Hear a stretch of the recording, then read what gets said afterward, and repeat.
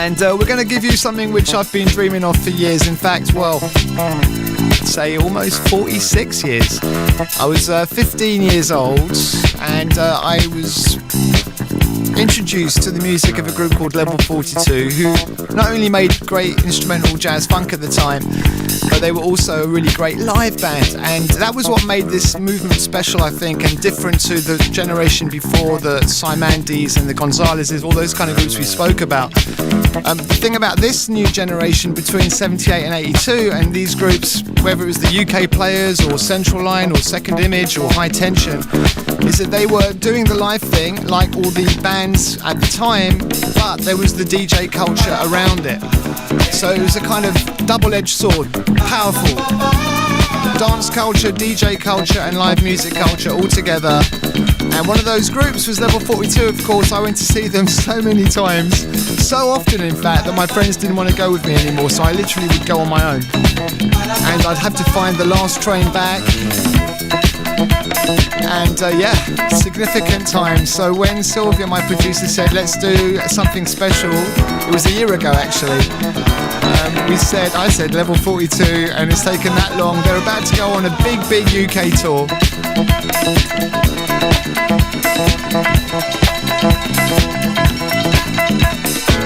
It's their World Machine 40th anniversary tour.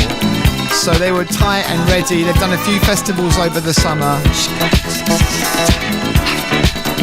and they were just right for us to invite them to Maida Vale. It's Level 42 on BBC Six Music.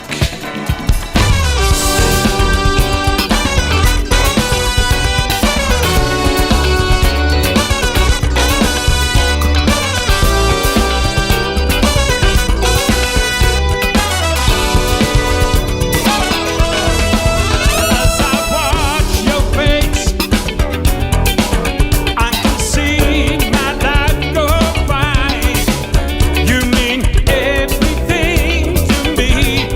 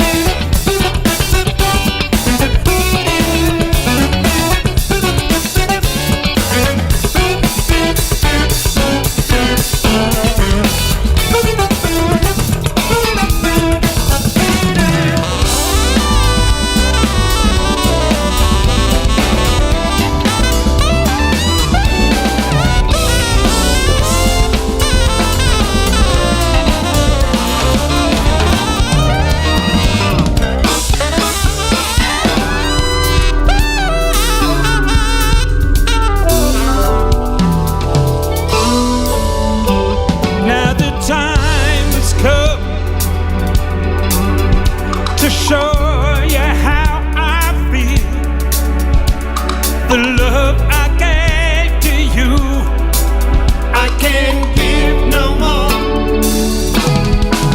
Even now I see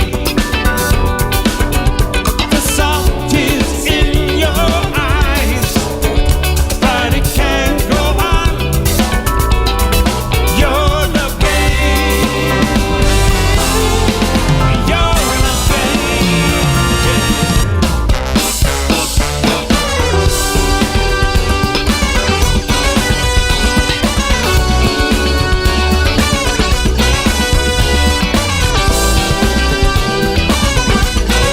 You're GP.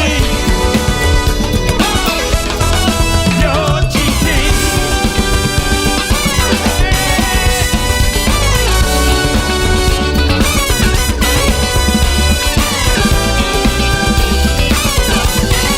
You're GP.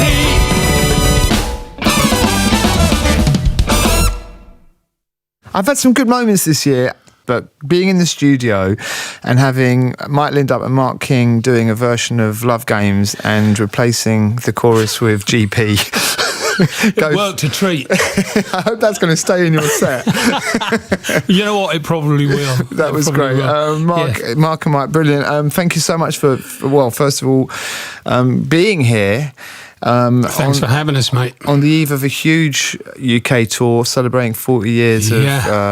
Yeah, and it's incredible how time just flies. You know, I still have to pinch myself to think 40 years since World Machine, which was a pretty seismic album for us in terms of expanding ourselves internationally. You know, it got us sort of a good foothold in America because we tried to do a couple of things in the States leading up to it, but as you know, back in the 80s, things were very much hit-led, so it's like you needed a hit record. Once you got a hit record, it's okay. You got your toe in the threshold, and you could work on the back of that. And World Machine supplied that for us in the track "Something About You." You know this about me. I used to go and see you when I was 15. My first promo I was sent was Sandstorm. Yeah, Andy Soika sent me it from Elite Records. He was like, who's this kid in South London who's putting charts in Record Mirror? I'll send him a record. I got the white label. My mum was like, what do you mean you're getting a free record? I don't understand. She didn't believe shoplifting promos. Charles? What's a promo? And that was, you know, and I was a fan. Sandstorm was obviously the first tune, and then went on from there, and I'd go and see you. I saw you more than any other band until the age of 17, 18. I'd go and see you at the Fairfield Tour. It was good to see you playing there again very soon. I saw you at the Civic Halls in Guildford. I went to see you at the venue numerous times on all these sort of all-star lineups. Tell us a bit about how you began. Jazz funk. You know, we came in on the back of the Brit funk movement that was led very much by what we call the Funk Mafia, a collection of DJs. Mike, what were some of the DJs' names? Obviously, you know, Robbie Vincent and Chris Hill. There you go. And all of that lot. Yeah, and they were great because they were running these soul all-nighters and soul weekenders and things like Encastre and all these places around the country. And what that gave us for a young sort of burgeoning Brit funk band, we hadn't aligned ourselves to it. We just got adopted by that audience, which was perfect for us because it was a good fit because we were playing a lot of instrumentals and, you know, it worked. And as you would have known when you got the white label from Andy Soika, you don't know if are we from America? You know, is the band British? Is it American? I had no idea you were from the Isle of Wight. No, that's right. The Isle of Wight don't admit that even. They don't like it. And you grew out of a movement in the UK which adopted you, and I had Bluey on the radio last week. And how's he doing? Is he all right? Yeah, he's doing great. And he was saying that it was very competitive out there as well. Oh, yeah. And in a way, this sort of competitiveness and rivalry, that is what pushes you along. Of course it is. You know, self-belief is the most important thing you have to have when you're starting out in this business particularly, because nobody else will believe in you. And it's like, I don't think I ever enjoyed watching any musical performances because I was competing, thinking, well, they're rubbish, I'm better than that, and I could do that, and why are they on there, and why aren't we on there, and all that sort of childish nonsense. But it's important when you're starting out, because if you haven't got that we're better than them thing, then no one's going to listen to you, no one will give you a chance.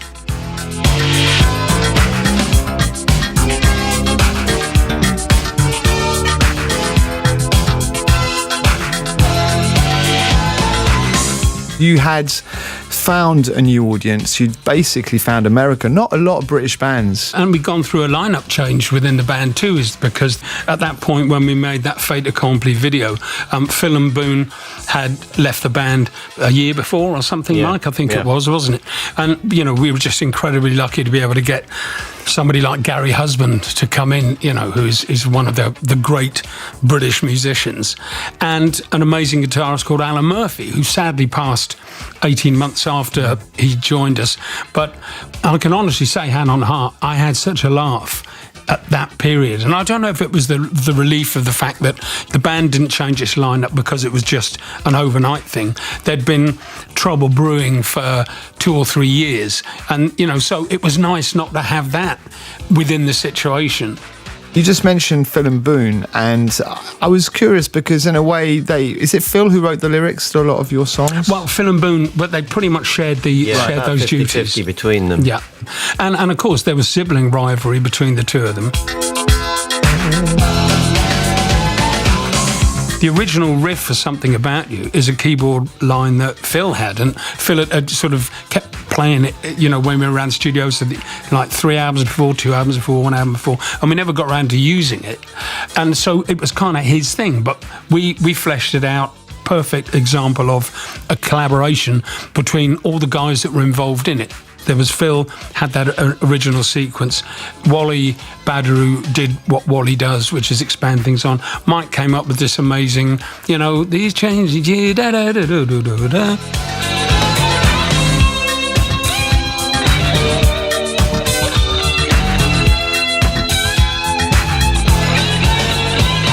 And, you know, I chuck in the sort of Foghorn Freddy verse section, and you know, and everybody's happy with that. Yeah. And it was great. But Boone wrote the lyrics for that song. You know, I remember Phil was upset about that at the time because he felt that, you know, it was his song originally, and so he should be doing that.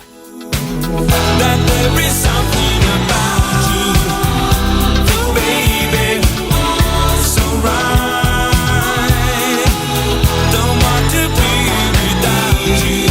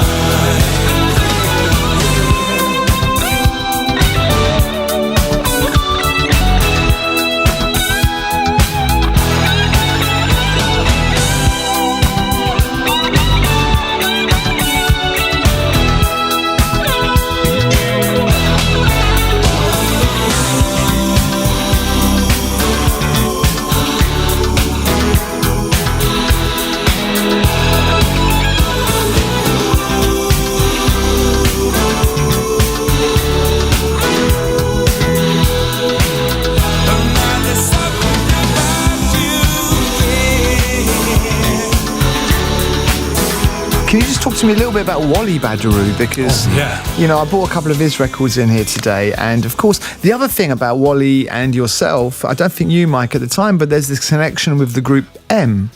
Yeah, and that actually was Phil, because just to give you a quick breakdown of the history of that thing, is that our first manager, John Gould, was working in product at MCA Records, I think, and the group M, Robin Scott's sort of Project M, they had this sort of out-the-box hit called Pop Music, and there wasn't a band as such, as Robin had just recorded it at studios around France, and his wife Bridget was singing BVs on it, and he'd sort of cobbled this collection of people together. I don't know who did drums, and I think even Robin might have done some drums himself. He got Wally in to play some synths because Wally was based in Paris at that time. He got Gary Barnacle to play sax on it, and Gary Barnacle features sort of heavily on albums for us. us from day one, really. But that was the connection, is that Phil, they needed somebody to be on top of the pops, sitting behind the drums. So Phil got to play on top of the pops. But because Phil's an amazing drummer anyway, that it wasn't a problem. So when Robin needed to expand on the fact that, look, I'm not going to be a one-hit wonder, I want to make an album, that sort of thing, then, that's really how it was. And Phil, being my mate, invited me in. He said, Robin, you've got to meet a friend of mine, Mark. So that's what we did. We sort of put an album together, and it was very, very enjoyable. But meeting Wally, of course, was just fantastic for us. So it was incredibly fortunate. And it was Phil that brought Wally in, because he said, look, you should come and see these guys I'm playing with. We got a band. And at first, I was like, well, why do we need another keyboard player? I thought I was the keyboard player in the band. This is like competitive. This is like Love Meeting Love. This is like our first record. And Phil said, no, Mark, you don't understand. Wally's a sound merchant. He's a synth programmer. When he came in and started adding, all that stuff on Love Meeting Love, that on the sort of Korg Poly 1000, and then later on in the early tapes, he brought the Prophet 5 in, and he would spend ages sort of programming stuff. I thought, he's got something I haven't got, but it complements. And so he was a kind of orchestrated the songs through the synthesizer and his programming. And then he also brought in song ideas, like Starchild was an instrumental that he had written as a demo, that we then made into a song because we loved the groove. And the title track World Machine of the World Machine album, that was Wally's thing. He'd programmed up the Lin drum being this way, and it was just a really, really great groove. And he had that that bass line, which he got together on the synclavier. And just in programming this stuff up for the tour, because you need we played World Machine many times in the past, it's 40 years, for goodness sake, but look, I could never get the synth bass sound. I could never find it. I could sort of get close, but it wasn't right. And it's so important to the track. And I'm just looking through thinking, what can I do? And I'm thinking, well, it's synclavier. I'm blowed if I'm going to spend 90 grand on a module for just for this thing. Anyway, I got this Arturia, and it turns out Wally Bader, who's a really big keyboard programmer for Arturia, the synth manufacturers, the plugin. And so I got this thing, and imagine my excitement when I dialed down on the bass sounds that were in there, and it gets right to the bottom because it's W, and it's World Machine. And there it was. The sound was right there. So, woo! Thank you, Wally. Oh, mate, well, I tell you what a great moment to play it.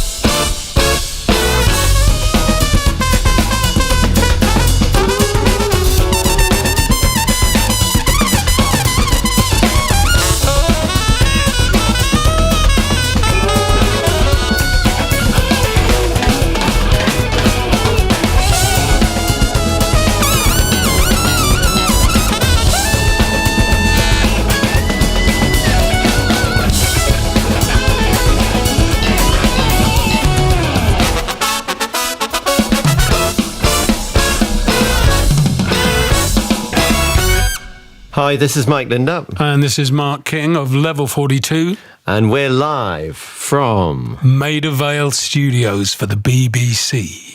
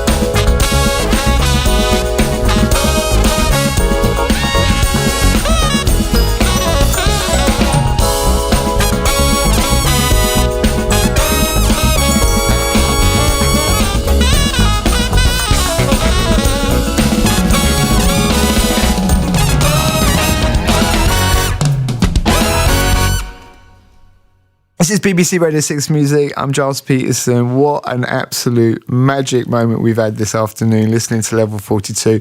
And I didn't think you were going to do Starchild, guys, because it wasn't on the list originally. It wasn't. No, it wasn't. But I figured that you'd love this song. It encapsulates everything that is Level 42, really, from that period, 1980, 81. That was one of the ones that goes with Direction.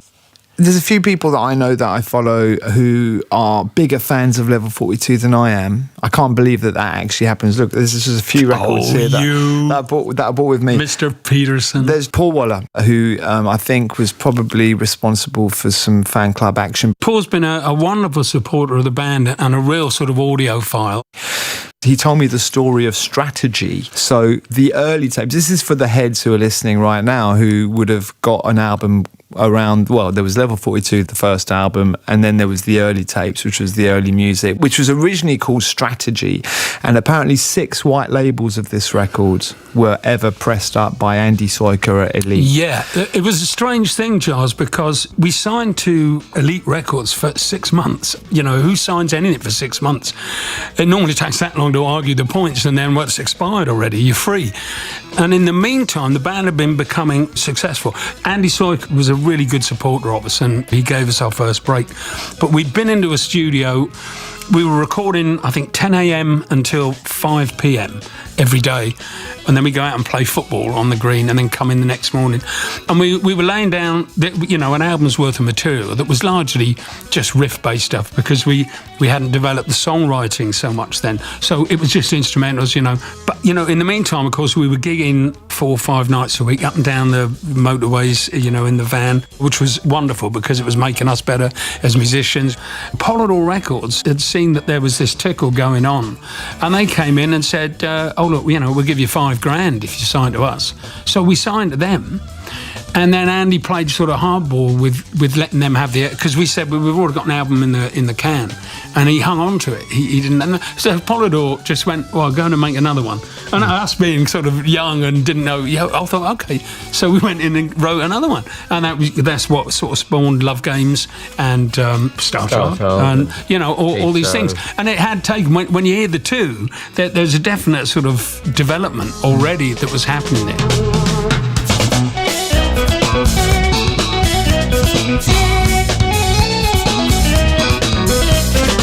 The album, the early tapes or Strategy, as it was originally white label, never saw the light of day until after the second album had come out. So it was all very confusing. It was confusing, but of course we'd had Sandstorm, we'd had Love Meeting Love, so there'd been some tasters of it. Yeah. The record is on Discogs. There's 6 copies of Strategy. It was last sold a few years ago for £3,500. Oh my goodness me! I noticed. Really? If you've got one floating about in the cupboard, I'm going to have a look because I must have one. That's a good one.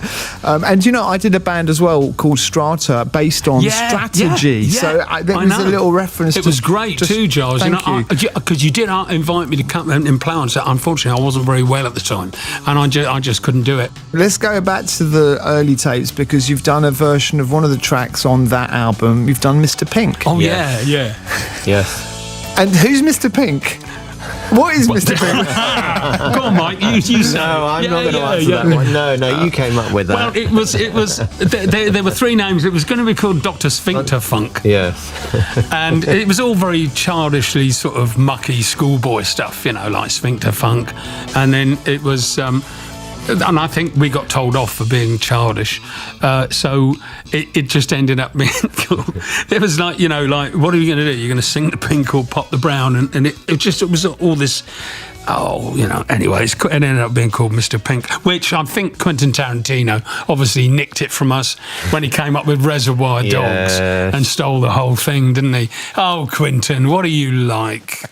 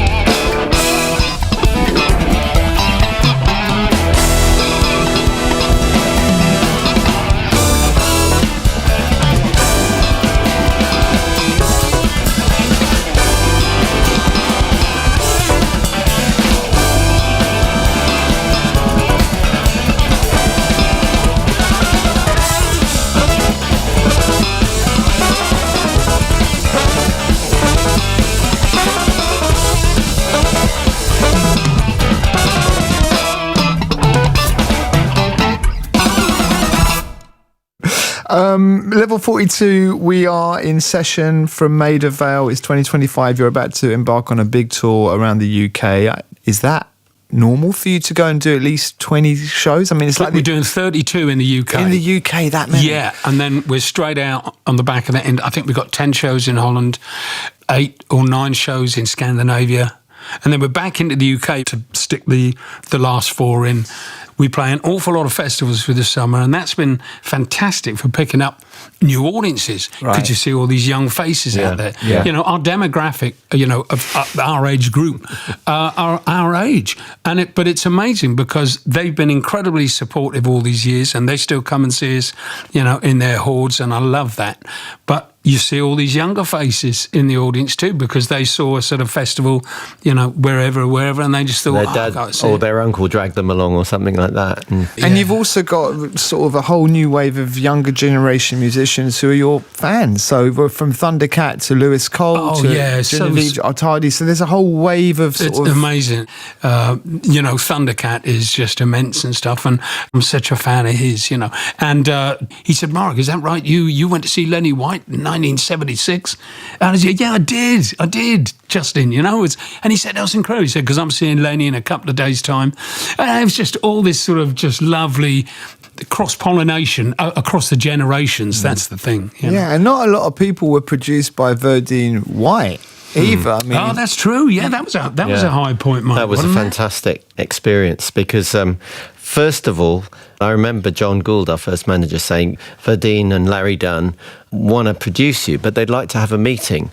So we flew over to LA for a meeting to talk about them producing the album. So I did Christmas in LA at the end of 1982, and then we went back in 83 and worked at their studio, The Complex, which was fantastic on so many levels. I mean, not only to be involved with Earth, Wind and Fire, but of course that studio attracted, like, George Duke would be hanging by, and we met Louis Johnson. And, incredible. And all these immense, these great. George Duke, for crying out loud, wandering in. And there's Dean, Verdine, hey, Larry, how you doing, man? And it's like, it's just too much. This meeting that Mike spoke about, the one burning thing in my memory is we're sitting there with jet lag, because you know that thing of you go out and you wake up and it's 4 a.m. in the morning and you can't do it. And so trying to hang on until anywhere past 5 o'clock in the afternoon is a nightmare.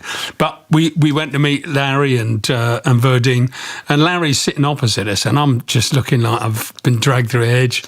And he went, man, he said, if ugly was TNT, you'd have gone off in your father's nutsack. Which really, I think I started crying. I think my lip went, It's like, oh, don't, I've got jet lag. Oh, wow. Look, so many things. Guys, I was going to ask you as well, you haven't been to Maida Vale that often. I'm trying to work out where. I was looking, I found some really good footage of you in Hitchin, a live performance in some really random place. That sounds amazing, actually. We did such a lot for the BBC over the years, but it just didn't happen to be here at Maida Vale. Well, what a great way to sort of, conclude our chat, for you to finally make it into Maida Vale. Yeah, how about that? And to deliver a banging, amazing session for us. Thank you. Thank you, Charles. You're a lovely man. I'm a huge fan, seriously. Thank you so much.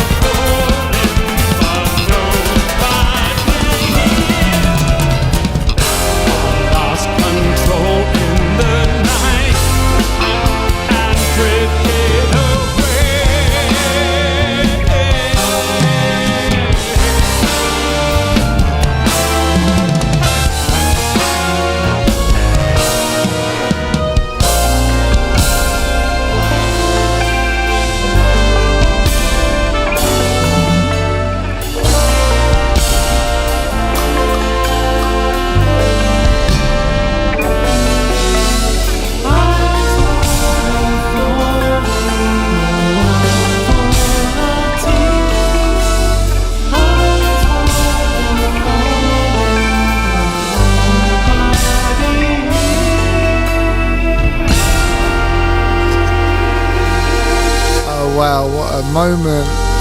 So yes, level 42 at Maida Vale for us, and they did it. They did Eyes Waterfalling for me. I really wanted to hear that one. Mr. Pink, Starchild, nice surprise, and of course Love Games, which was amazing as well. Of course, special version. Thank you, Mark King, and you know, watching him playing as well, just that singing and playing the bass. That's the thing. He's kind of attacks both at the same time. I don't think anyone can do it that way. The musicianship was incredible. Mike Lindup running about during Starchild. I've never seen. He was just jumping up and down, loving it. Pete Biggin on drums, like percussionist and drummer at the same time, incredible.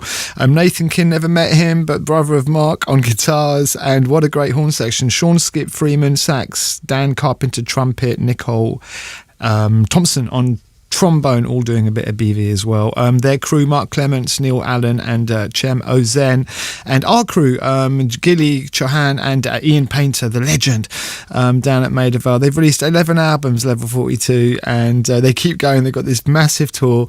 They brought Rhea and Marley King, their daughter, with them. Marley's actually going to be doing a performance at the Albert Hall. I think she's going to be opening up the night there, which will be amazing. But yeah, thank you very much to the crew and the band. It was definitely a lifetime moment for me. It was level 42 in session at Maida Vale.